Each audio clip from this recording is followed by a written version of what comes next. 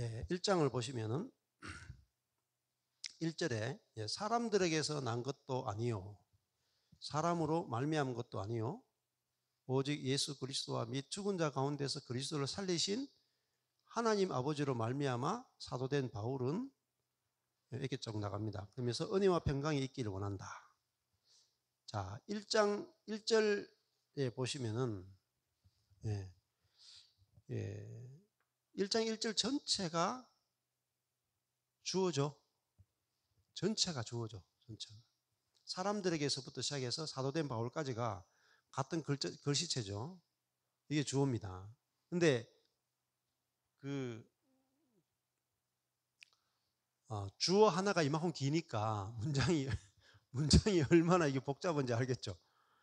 바울은 요말 한마디 하려고 앞에 있잖아요. 사람들에게 난 것도 아니요 사람으로 말미암은 것도 아니요 오직 예수 그리스도와 및 죽은 자 가운데서 그리스도 살리신 하나님 아버지로 말미암아 사도된 이 긴 그러니까 사도 바울 자신을 설명하는데 앞에 이만큼 설명이 필요한 거죠.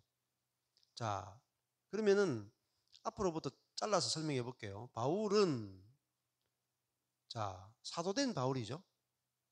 사도가 됐는데 보내심을 받았잖아요. 그런데 누구로 말미암아 됐습니까? 하나님 아버지로 말미암아 사도가 됐죠. 자, 이것도 놀라운 거잖아요. 하나님 아버지로 말미암아 사도가 된 바울은 이 말은 뭐가 들어있냐면요. 자기로 말미암아 사도된 게 아니라는 거죠. 그 은혜잖아요, 은혜. 자, 이것만 단편적으로 생각해 보세요. 바울이 사도가 되려면 어떻게 돼야 되죠? 그러니까 어떻게 하면 사도가 될 수 있을까요?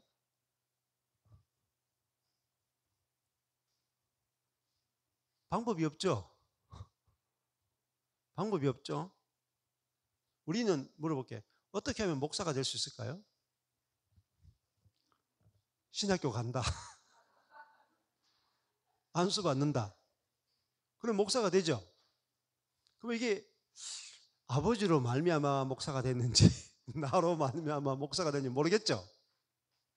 근데 사도 바울은 하나님 아버지로 말미암아 사도가 됐죠. 그러니까 자기가 원해서 된 게 아니죠.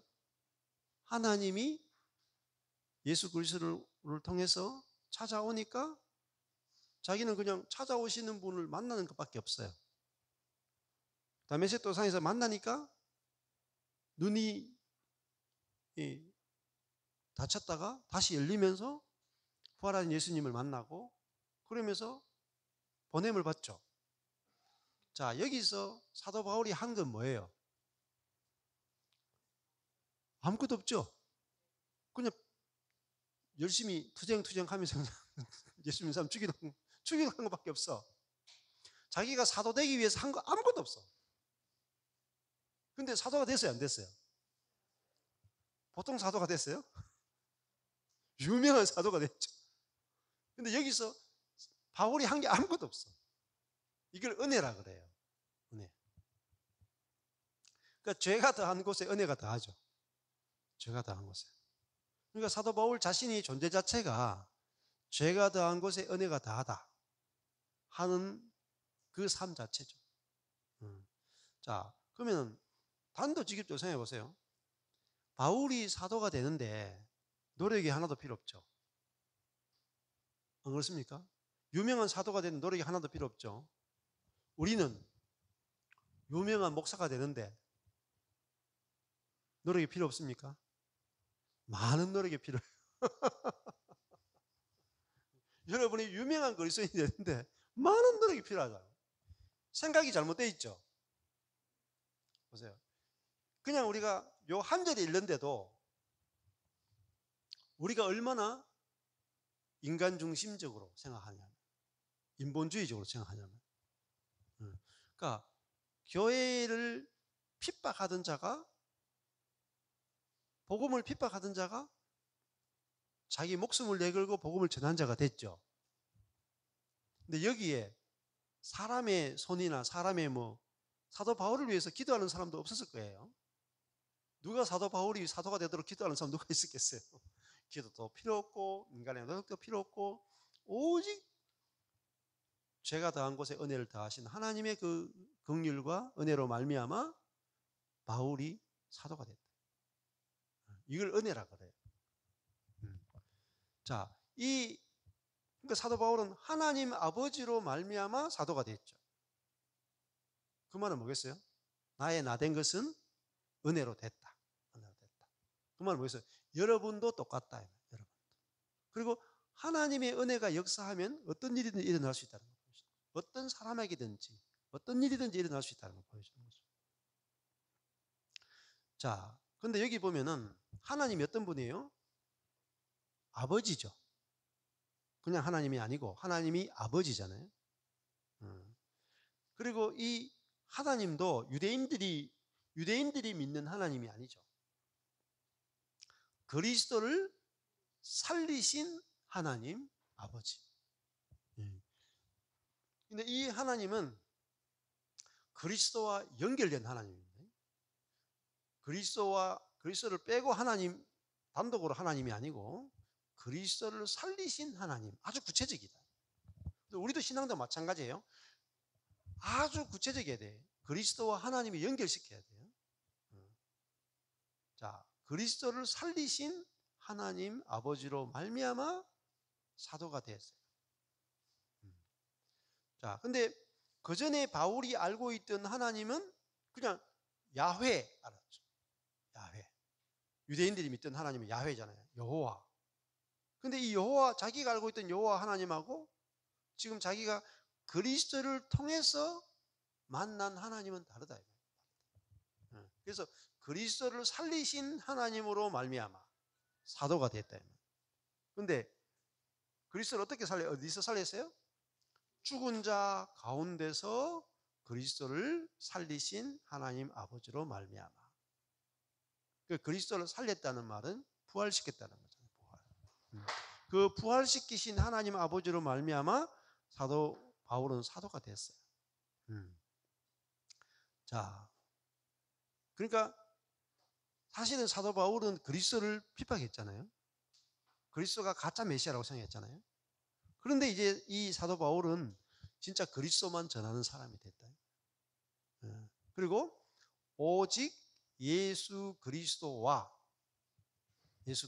및 죽은 자 가운데서 그리스도를 살리신 하나님 아버지로 말미암아. 자, 여기는 줄임이 있는 거죠. 그리스도와 아버지로 말미암아 사도된 바울은 이렇게 됐죠. 자, 그다음에 앞에 이제 하면은 두 절이 남았잖아요. 사람들에게서 난 것도 아니요, 사람으로 말미암은 것도 아니요. 이 말이 아주 중요하죠. 자, 사람들에게서 난 것이 아니다. 사람에게서 나올 수 없다. 사람. 그러니까 사도 바울이 사도가 된 것은 사람에게서 난 것이 아니다면 자기에게서 난 것이 아니다. 자기에게서. 그리고 사람으로 말미암은 것도 아니다. 그 말은 뭐겠어요? 사도 바울에게 와서 복음을 전해준 사람이 있습니까? 없습니까? 여러분? 없죠.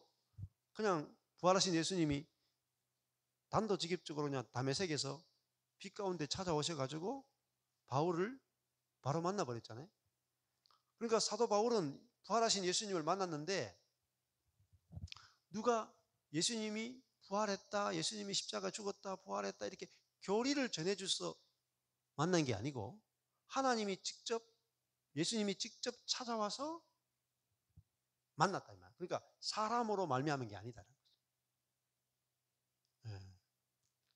그래서 또 사람들에게서 난 것이 아니다 하는 것은 자기가 사도가 되는데 자기가 사도가 되고 싶어서 된 게 아니다. 그걸 지금 이야기하는 거잖아요. 그래서 야, 너무너무 이제 사도 바울은 이 부분에서 확실한 은혜의 체험이 있고 그래서 자기를 이렇게 이제 소개하는 거잖아요. 예. 자, 그다음에 2절에 가보면은 함께 있는 모든 형제로 더불어 갈라디아 여러 교회들에게 이렇게 하죠. 자, 함께 있는 모든 형제로 더불어 하는 것은 사도 바울이 이제 1차 전도여행을 한 다음에 팀으로 원래 바나바와 함께 복음을 전하러 다녔잖아요. 마가도 데리고 이렇게 복음을 전했으니까 함께 있는 모든 형제로 더불어 갈라디아 여러 교회들에게 편지하는 거죠. 자, 그러니까 이 갈라디아라고 하는 지역은 굉장히 넓은 지역이에요. 넓은 지역에 많은 교회들이 있었습니다. 그러니까 여기 보면은 초대교회는 개교회주의가 아니고 모든 지역에 있는 교회가 다 하나로 갈라디아 교회였다. 이게 우주적 교회 개념이에요. 그래서 저도 이런 사도행전이나 사도 바울의 서신을 읽으면서 우주적 교회에 대한 개념이 잡혔어요. 그래서 우리가 저는 처음에는 옛날에는 뭐 그런 개념이 몰랐어요. 갈라디아 교회 그러면은 그냥 갈라디아 한 교회 이렇게 그냥 개념이 그렇게 잡혀 있던 것 같아요. 하도 우리 개교회주의가 심하니까 갈라디아 교회 같으면은 아니 뭐 서울에 있는 어떤 뭐 사랑의 교회 이 한 교회라고 뭐 생각한 거죠. 근데 정말 성경을 읽어보니까 갈라디아 교회라는 말은 서울 교회라는 말과 똑같아. 서울에 있는 모든 교회가 서울 교회라. 하나의 교회였단 말입니다. 그리고 그들에게 편지를 쓰는 거잖아요.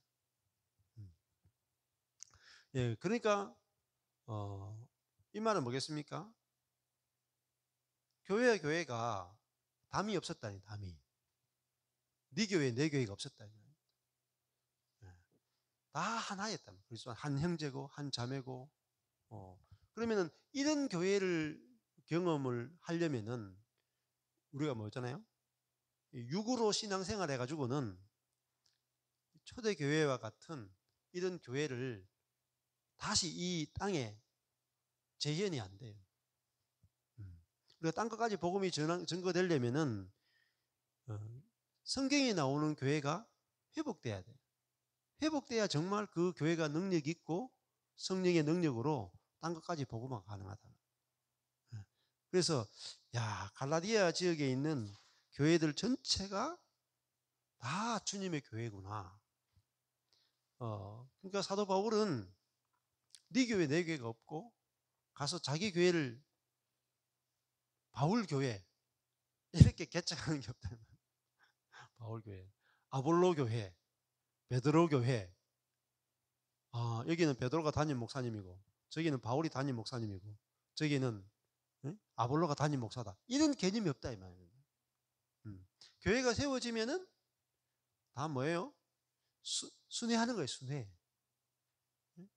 에베소 교회, 바울이 에베소 교회를 세우면은 그 베드로가 찾아가고 고린도 교회를 여러분 고린도 교회도 보죠. 고린도 교회를 바울이 전해서 고린도 교회를 건축해 놓으면 거기서 아볼로가 찾아가서 말씀을 전하고 베드로도 가서 교제하고 디모데도 가서 그렇게 목회하고 다 한 교회고 함께 교통하고 함께 살았다는 걸 볼 수 있어요. 그러면 생각해 보면은 얼마나 풍성하겠어요. 고린도 교회에 바울이 베드로 보고 아니 베드로 형님 여기는 내 나와바리니까 아예 찾아오지 마세요. 이 갈라디아 교회는 내 교회니까 아예 손도 대지 마세요. 이런 개념이 없었다. 다 주님의 교회였죠. 주님의 교회. 그러니까 누가 큰 목회하느냐 작은 목회하느냐 이런 목회 개념이 없었단 말이에요. 목회 개념이. 다 그냥 교회만 있는 거죠. 교회만. 그러니까 우리가 얼마나 멀리 떨어져 있는가를 알 수 있는 거죠. 하나님의 말씀과 교회와 얼마나 멀리 떨어져 있는가. 그래서 저도 이런 거를 이제 하나님이 가르쳐 주시니까 진짜 교회를 보게 되더라고요. 그때부터는 제가 가리지 않고 말씀을 전하게 됐어요. 그전에는 나는 우리 교회 성도들만 말씀을 전하는 목사다. 그렇게 생각하고 밖에는 별로 그렇게 관심을 안 기울였거든요. 근데 쫄딱 망하게 되면서 경계가 없어졌어요. 우리 교회 성도가 없으니까 우리 교회 성도만 가르쳐 가지고는 이게 답이 없더라고요. 그래서 그리고 하나님께서 진짜 교회의 개념을 가르치니까 네 성도 내 성도도 없고 네 교회 내 교회도 없고 다 주님의 교회고 주님께서 보내주시는 사람이면 다 형제 자매고 그러니까 누구든지 말씀을 함께 나누고 공부하고 이러면서 정말 경계가 없어졌다. 경계가. 그래서 지금도 제가 이제 가면은 경계가 별로 없어요. 우리 순천교회 가도 거기 가면 이렇게 순천교회 팀들끼리 모이는 교회도 있고 광주교회도 오고 막 이래 가면 다 비빔밥이라 비빔밥. 네 교회 내 교회가 없어. 가서 내 교회 만들려고 하는 것도 없으니까 서로 막 섞이는 거죠. 막 섞이는. 자, 그러니까 너무너무 풍성한 거잖아요. 서로가. 근데 이게 내게 있으면 풍성하지 않다 말입니다. 자, 요거 하나 넘어가는데요. 진짜 쉽지 않았어요. 저도. 하나님께서 제가 13년 동안 했던 교회를 4개로 딱 찢으시는데 그때 주님의 뜻이 확실히 보이더라고요. 확실히. 내 교회가 없다 하는 거 보이고. 자, 그다음에 3절에 보시면은 우리 하나님 아버지와 주 예수 그리스도로조차 은혜와 평강이 있기를 원한다. 이렇게 되죠. 예. 자, 늘 바울이 늘 쓰던 말이잖아요. 은혜와 평강이 있기를 원한다. 은혜는 어디로부터 오느냐? 우리 하나님 아버지로부터 오고 주 예수 그리스도로부터 온다. 자, 여기서 두 분을 떼어놓으면 안 돼요. 예. 하나님 아버지로부터 은혜가 오고 주 예수 그리스도로조차 은혜가 와요. 자, 이게 은혜라고 하는 개념이 지금 1장 6절에 가면은 어때요? 1장 6절에 가보면은 그리스도의 은혜가 나오죠.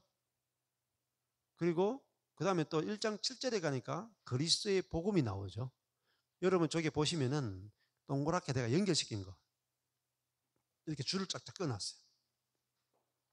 그죠? 1장 3절에 은혜 동그랗게 해가지고 은혜가 뭐냐? 자기 몸을 들이셨으니 동그랗게 돼 있죠. 저게. 그 다음에 자기 몸을 들이셨으니가 어디로 가요? 그리스도의 은혜로 가요. 그 다음에 그리스도의 은혜가 어디로 가느냐? 그리스도의 복음으로 가요. 이렇게 선을 쫙쫙 연결시켜놨다. 네. 자, 그게 같은 개념이라는 거죠. 그러면은 여러분 하나님 아버지로부터 오는 은혜하고 주 예수 그리스도로부터 오는 은혜가 다르거든요. 차이가 무슨 차이가 있겠습니까? 네. 하나님 아버지로부터 오는 은혜는 밖에서 오는 은혜, 밖에서. 근데 주 예수 그리스도로부터 오는 은혜는 예수 그리스도 내 안에 오시는 거예요. 그래서 두 가지 같이 있어야 된다. 하나님 아버지로부터 오는 은혜, 주 예수 그리스도로부터 오는 은혜. 네. 그래서 6절에 가면은 그리스도의 은혜로 너희를 부르신 이게 누구예요? 부르신 이가 누구예요? 저기 보십시오. 1장 6절에 그리스도의 은혜는 빨간색인데 안에 무슨 색깔로 되어 있어요? 노란색이죠. 부르신 이는 빨간색 안에 뭐로 되어 있습니까? 주황색 쪽으로 되어 있죠. 주황색 아니에요? 분홍색이에요? 주황색이죠. 섞여서 잘 안 보여요? 예. 예. 그러니까 그리스도의 은혜로 우리를 부르신 이가 누구죠? 하나님이죠. 하나님. 그러니까 하나님은 우리에게 그리스도를 주셨단 말입니다. 밖에서 하나님은 밖에서 우리에게 그리스도를 주셨고 그리스도는 우리에게 들어와서 은혜가 되셨다. 그게 그리스도의 은혜예요. 자, 어떻게 보면 그리스도의 은혜는 예수님이 십자가에 죽고 부활하고 승천한 다음에 예수님이 죽으신 목적, 부활하신 목적, 승천하신 목적은 우리 속에 들어오셔가지고 우리의 생명이 되기 위해서 그 과정을 거치셨단 말이에요. 그게 그리스도의 은혜예요. 자, 그러면 3절에 하나님 우리 우리 하나님 아버지와 주 예수 그리스도로조차 은혜와 평강이 있기를 원한다 할 때 이 은혜가 결국은 그리스도의 은혜고, 그러면은 이 그리스도의 은혜가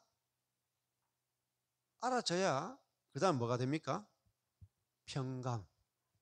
평강이 있기를 원한다. 그러니까 그리스도가 우리 속에 들어와야 우리가 누리는 게 뭐냐? 평강이에요. 이게 뭐냐? 평화의 상태야. 평화. 에이레네. 예. 자, 에이레네가 제가 하기 전에 좀 찾아본 그거예요. 이 평강인데, 이 평강이 나중에 뒤에 가면은 성령의 열매가 나오죠. 성령의 열매가 뒤에 가면은 화평이죠. 성령의 열매가 5장 22절에 성령의 열매는 사랑과 희락과 화평과 오래 참음 나오죠. 화평이 에이레네예요. 자, 이 에이레네는 그 뜻이 보면은 전쟁 상태에 있다가 그 막간의 평화의 때를 말해요. 평화. 전쟁 중에 있는 그 평화를 말해요. 예. 그 평화라 하는 건 뭐겠어요? 전쟁하다가 딱 멈췄어. 그러면 그 평화라 하는 것은요, 적의가 없는 거예요. 적의가. 상대방을 어떤 해하려고 하는 게 없는 거죠. 그게 화평이고, 그거는 이제 화평의 상태인데, 그걸 누리는 거죠. 내 안에 그리스도가 은혜이신 그리스도가 내 안에 살게 되면은 우리에게 주어지는 것은요, 평화의 상태를 경험하는 거예요.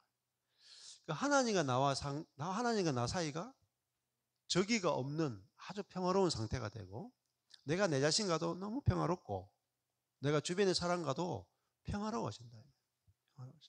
예. 그래서 뭐내 자신이나 상대방이나 율법이나 이런 것을 가지고 정죄하는 것이 아니라 상대방에 대해서 적의가 없어진다. 상대방을 판단하는 것도, 상대방을 헤아려는 것도 없이 평화롭다 이런 거잖아요. 그러니까 어떻게 보면 어린 양들이 모여 있는 상태, 그게 평화예요. 여러분, 어린 양들이 모여 있으면 여러분 뭐가 느껴집니까? 어린 양들이 모여 있으면 서로 물고 뜯는 것도 없고 서로 죽이려고 하는 것도 없죠. 잠자는데 뭐 앞에 발이 뭐 치킨이 됐다 이런 거 없잖아요. 아주 편안하게 잡니다. 양들끼리 있으면 서로 풀만 뜯어먹지 상대방을 뜯어먹지 않아. 그게 평화죠. 그래서 우리가 내가 죽었다, 나는 예수 그리스도가 산다 할 때 진짜 안전함을 느끼는 거예요. 내가 상대방에게도 안전하고 내 자신도 안전하고, 정말 그 안전한 게 뭐냐? 그게 평화라고요. 평화. 그리고 주님 때문에 안식이 오고 그 평화를 느끼는 거죠. 그러니까 사람 사이에도 전쟁이 끝나는 거예요.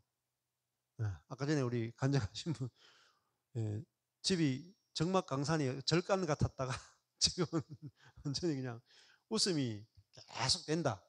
이게 평화죠. 이게 평화가 온 거잖아요. 이게 성령의 열매, 희락과 화평이 주어진 거죠. 그러니까 아주 안전한 거잖아요.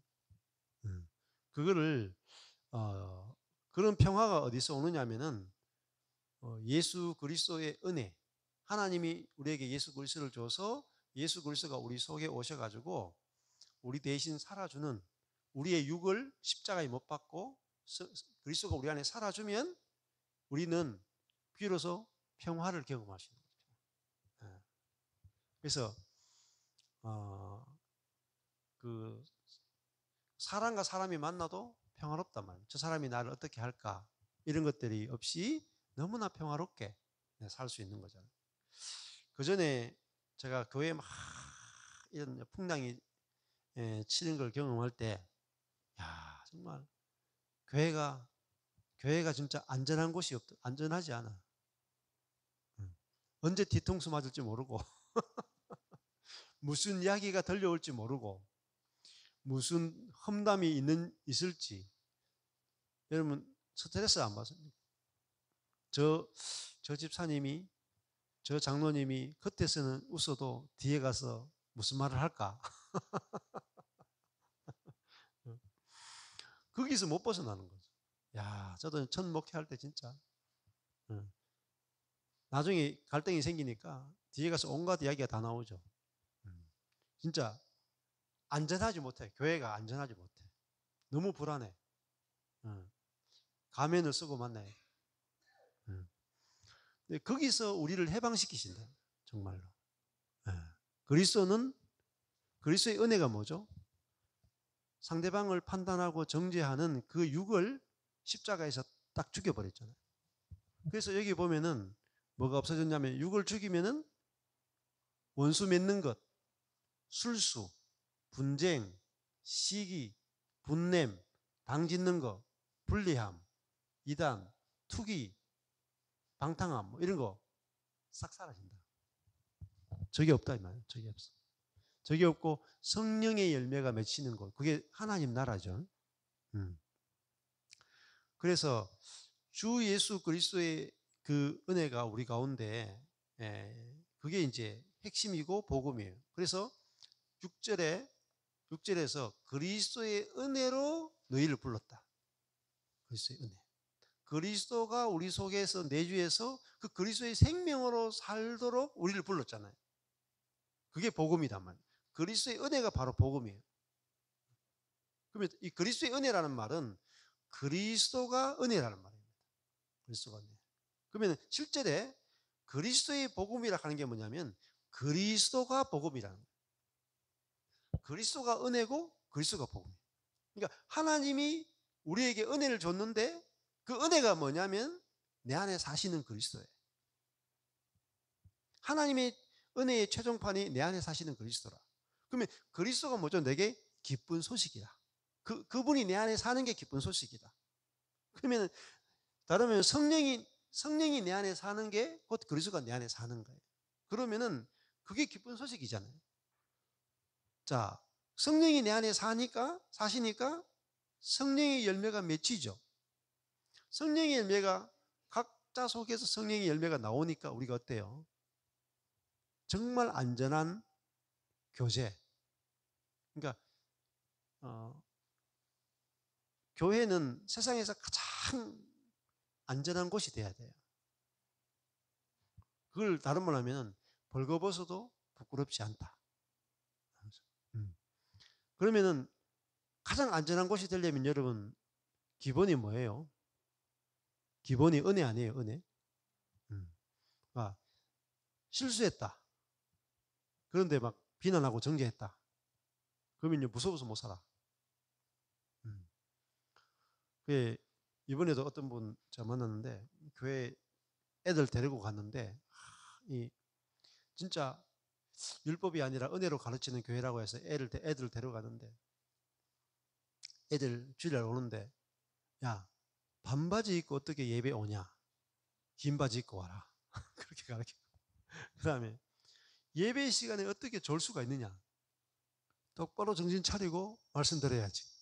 그러면서 이제 목사님 앞에서 뭐 계속 애들 청소년들 졸면서 예배 드리고 막 야단치고 막 그래가지고 애들 상처를 많이 받았다 이런 이야기를 저한테 하시더라고요. 예. 그러니까 그 불안해서 교회 가겠습니까? 교회 불안해서 못 가. 항상 가면 야단 맞아. 너무너무 불안한 거죠. 그러면은요 평강이 없잖아요. 평강이 깨져. 근데 애들은 교회 가는 게 편해요? 집에 있는 게 편해요? 집도 안 편하고 교회도 안 편해. 너무 불안해. 집도 전쟁 상태, 교회도 전쟁 상태. 그 평화가 없잖아요.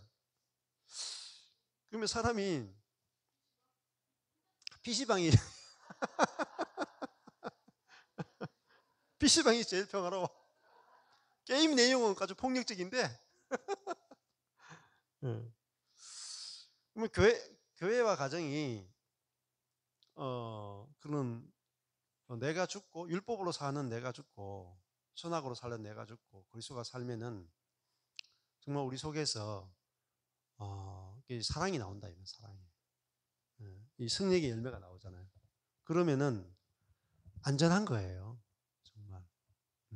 그래서 저는 이제 사실 주일 되면은 항상 이런 마음이 들어요.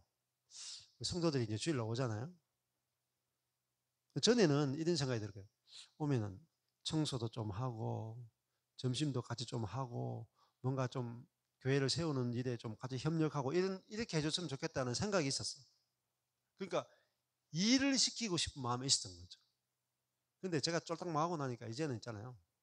반대로 돼가지고 지금은 무슨 생각이 드냐면 주일날 교회 왔으니까 푹 쉬다 가라.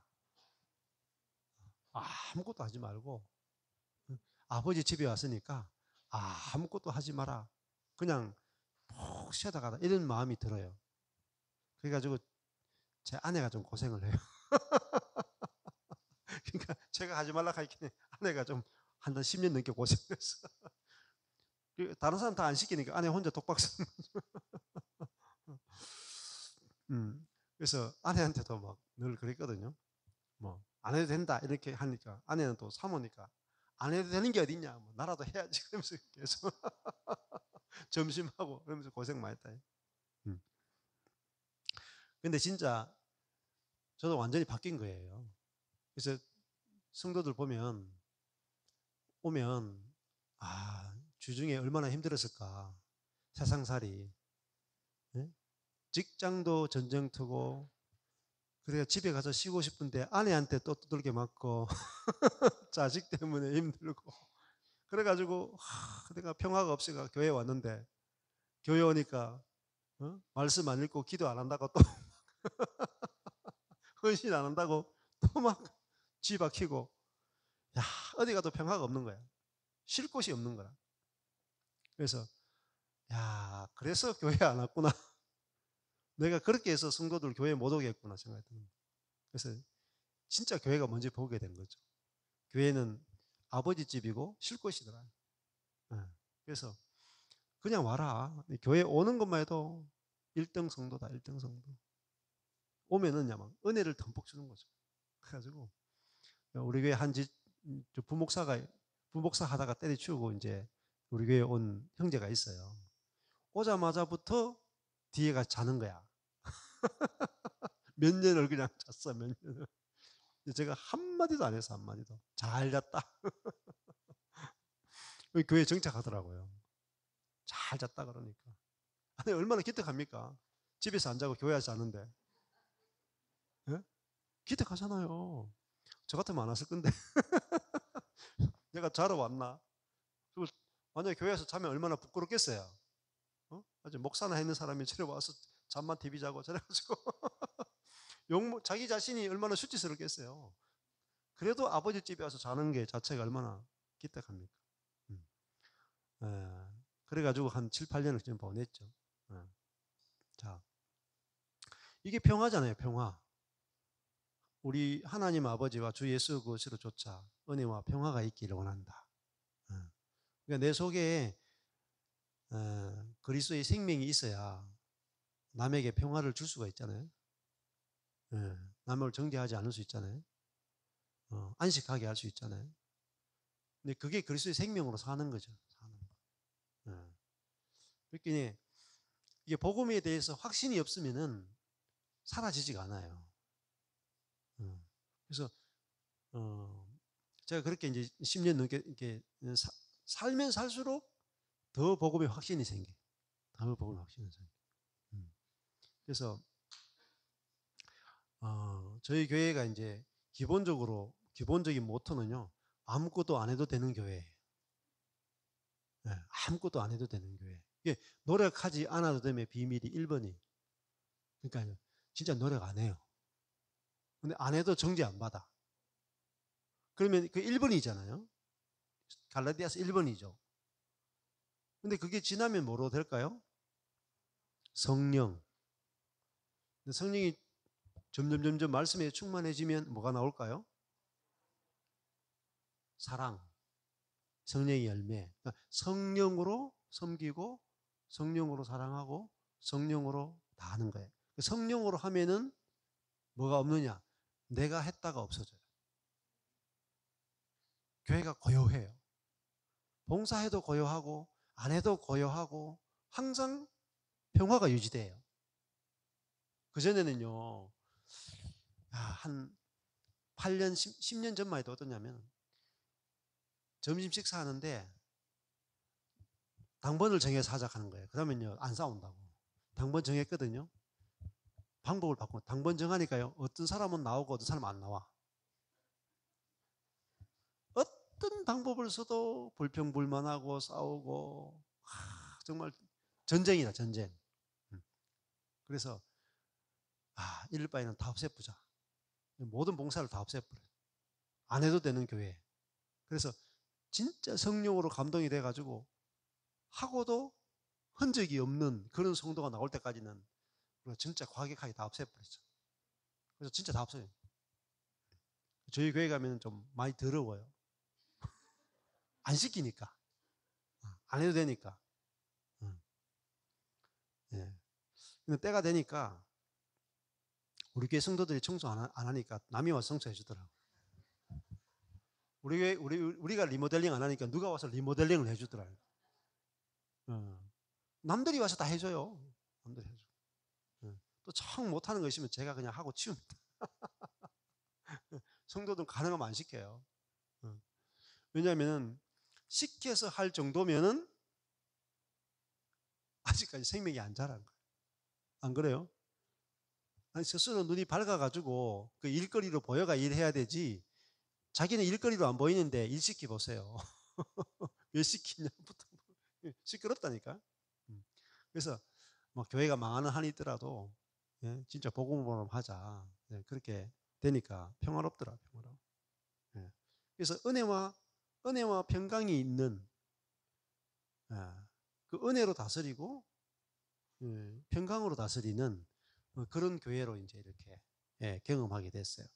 그래서 오늘 이 사도 바울이 갈라디아 성도들에게 인사하면서 가장 중요한 두 가지를 가지고 인사를 하잖아요. 은혜와 평강. 율법으로 다스리면은 평강이 깨지죠. 그래서 은혜로 다스리니까 항상 그 속에 싸움이 없고 다툼이 없고 분리가 없고 평화롭죠. 그래서 지금은 경산교회 지금 현재 경산에 있는 지체들 이렇게 모여 있으면은 다른 어떤 상태보다도 많이 평화로워요. 평화롭고 문제가 생겨도 그거를 이제 어떻게 해결하는지를 알고 그래서 상대방의 좀 약함이 나와도 그걸 참을 수 있고 견딜 수 있고 손을 대지 않고 그냥 갈 수 있는 그런 것들이 경험이 되거든요. 그래서 오늘 1장 3절에 은혜와 평강이 있기를 원한다 이렇게 했고 그래서 이 4절 5절로 넘어가면 그렇거든요. 그리스도께서 하나님 곧 우리 아버지의 뜻을 따라 이 악한 세대에서 우리를 건지시려고 우리 죄를 위하여 자기 몸을 들이셨다. 여기서 보면 그리스도의 은혜가 뭔지 알 수 있죠. 그래서 그 그리스도의 은혜가 악한 세대에서 건지는 거죠. 악한 세대에서 건지고 우리 죄를 위해서 자기 몸을 들이시는 것. 이것이 그리스도의 은혜답니다. 그래서 우리가 반드시 이 그리스도를 알게 되면 우리는 악한 세대에서 건짐을 받아요. 그러니까 우리가 악한 세대가 아니고 이제는 우리가 하나님의 자녀, 거룩한 세대로 우리가 새롭게 창조되고 그렇게 살아지는 거잖아요. 그래서 또 우리 죄를 위해서 자기 몸을 들이셨다.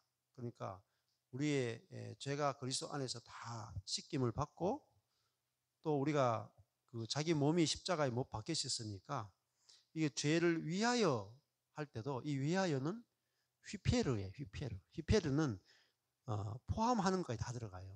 내포적 대신 이렇게 표현하는데 내포하기도 하고 대신하기도 하고. 그렇게 해서 이것이 예수 그리스도가 우리에게 주신 은혜다.